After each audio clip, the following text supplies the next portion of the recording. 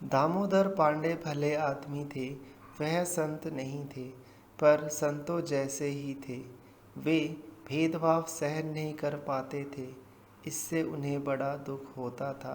एक दिन अपने घर की ढीली खटिया पर तनकर बैठे हुए उन्होंने समाज सुधार का व्रत ले लिया और घूम घूम कर लोगों को जागृत करना शुरू किया। उनकी मेहनत रंग लाई। लोगों पर उनकी बातों का असर होने लगा। कुछ उन्हें ढोंगी भी कहते थे। वह समझते कि दामोदर पांडे पागल हो गए हैं। उन्हें सबका साथ मिलने लगा। उन्होंने अपने साथियों को साथ लेकर अछूतों को मंदिरों में प्रवेश दिलवाया। गांव में ऊंची जात वालों के कुओं से पानी लेने का हक दिलवाया। शादी ब्याह में लोगों को समझा बुझाकर अछूतों को एक ही पंगत में बिठाकर भोजन करवाया। दामोदर पांडे की इज्जत बढ़ गई। वह अखबारों में छा गए। उनका सिर लोगों की वाहवाही से तन गया, मगर घर में हालात उल्टी थी। दामोदर पांडे की माँ पुराने विचारों की थी। वह छुआछूत मानती थी। अपने परिवार के गिने चुने लोगों को छोड़कर वह सबको अपवित्र समझती थी। घर में माँ की ही चलती थी, दामोदर पांडे की नहीं। दामोदर पांडे भी माँ की बड़ी इज्जत करते थे। घर में जोर ज़बरदस्ती करके वह अपनी माँ का मन नहीं दुखाना चाहते थे। इसी परेशानी में दामोदर पांडे थे।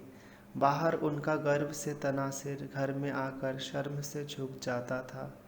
उनके घर में मुसलमानों और अछूतों को खिलाने के लिए अलग बर्तन रखे रहते थे। दामोदर पांडे के कारण उन लोगों का घर आना जाना लगा ही रहता था। उनके जाने के बाद दामोदर पांडे की माँ बड़बड़ाते हुए पूरे घर में गंगा जल छिड़कती थी। गैर जात और अछूतों की बात छोड़ दी जाए, उस घर में काम करने वाली बाई के साथ भी ऐसा ही सलूक किया जाता था। दामोदर पांडे इन सबको देखते ढीली ढाली खटिया पर बैठ लाचारी से हाथ मलते रहते। वह अपने घर में जब तक रहते बेगानों की तरह रहते। अपनी गर्दन हमेशा झुकाए रखते थे, जैसे कि वह कुछ देखना ना चाहते हो। माँ के सामने जाते तो भी गर्दन झुकाए रहते थे। माँ पहले तो इस बात का आदर भाव समझती थी, मगर ज़्यादा दुलार भी तो अच्छी बात नहीं। माँ को शक होने लगा। एक दिन माँ ने दामोदर पांडे से पूछा, बेटा तेरी गर्दन में इन दिनों दर्द रहता है क्या? नहीं माँ। फिर घर में हमेशा इस तरह गर्दन झुकाए क्यों रहता है? दामोदर पांडे से कुछ कहते नहीं बना। वह चुपचाप रहे। माँ परेशान होकर बोली, एक बार डॉक्टर को दिखला दे। ऐसी कोई बात नहीं माँ। माँ भुनभुनाने लगी, जब कुछ है नहीं तब हरदम तेरी गर्दन क्यों झुकी रहती है? दामोदर पांडे अपनी गर्दन नीची किए हुए ही वहाँ से चुपचाप खिसक गए। माँ ने उस दिन अपनी बहू से भी यह बात पूछी। बहू बोली, आपके बेटे हैं, आप जाने और वही जाने। तुझे कुछ नहीं मालूम। मेरे सामने तो ऐसे नहीं रहते। मैंने कभी गौर भी नहीं किया। माँ भुनभुनाती हुई बोली, अजीब औरत है, अपने पति की भी खबर नहीं रखती। ऐसी झुकी हुई गर्दन वाले क्या कुछ कर पाते हैं। उस पर देखो समाज सेवक बना बैठा है। ओह! वह पूरा दिन माँ का चिंता में ही बीत गया। रात में नींद भी नहीं आई। माँ ने दूसरे दिन बेटे को गौर से देखा। उन्हें लगा उसकी गर्दन कुछ ज़्यादा झुकी हुई है। बाहर जाते समय दामोदर पांडे को रोककर पूछा, बेटा तेरी गर्दन आज कुछ और झुकी लगती है। माँ से सच बोलने में हिचक कैसी?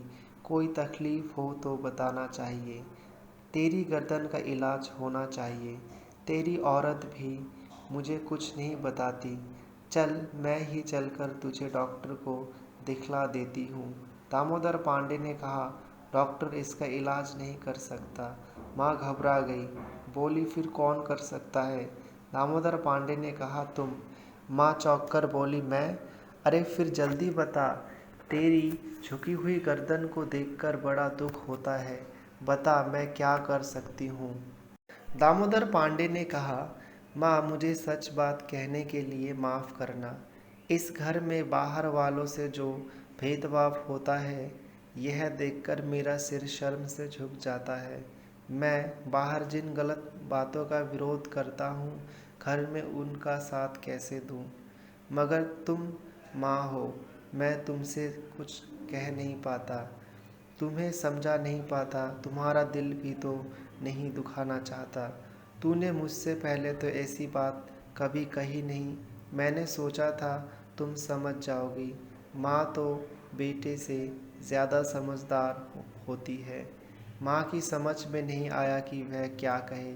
वह जिन बातों की आदी हो गई थी, जो बातें उनके जीवन का अंग बन चुकी थी, उन्हें वह कैसे छोड़ दे, उन्हें वह कैसे गलत समझे। लेकिन जब जवान बेटा कुछ कह रहा हो तो उसकी भावनाओं को भी समझना चाहिए।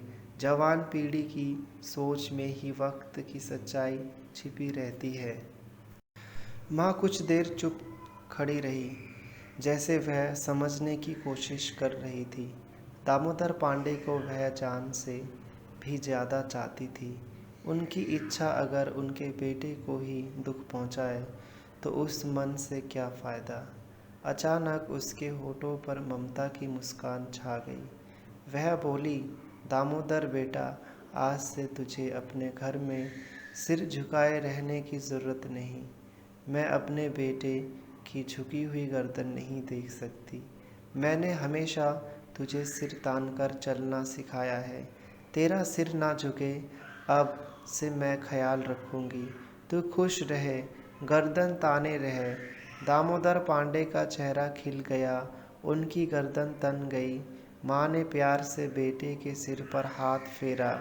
माँ को यह करते हुए काफ़ी तकलीफ़ हुई, मगर उन्होंने उसी दिन बाहर के लोगों के लिए अलग से रखे बर्तन साफ करवाकर घर के बर्तनों के साथ मिला लिए। बाई से बोली, अब ये घर में इस्तेमाल होंगे, इनमें कोई छूत नहीं है। बेचारी बाई की समझ में नहीं आया माँ जी क्या कह रही है। उस दिन जब वह काम करके जाने लगी तो माँ ने उसे एक धुली हुई साड़ी देकर कहा, तेरी साड़ी फट गई है, इसे पहन लेना।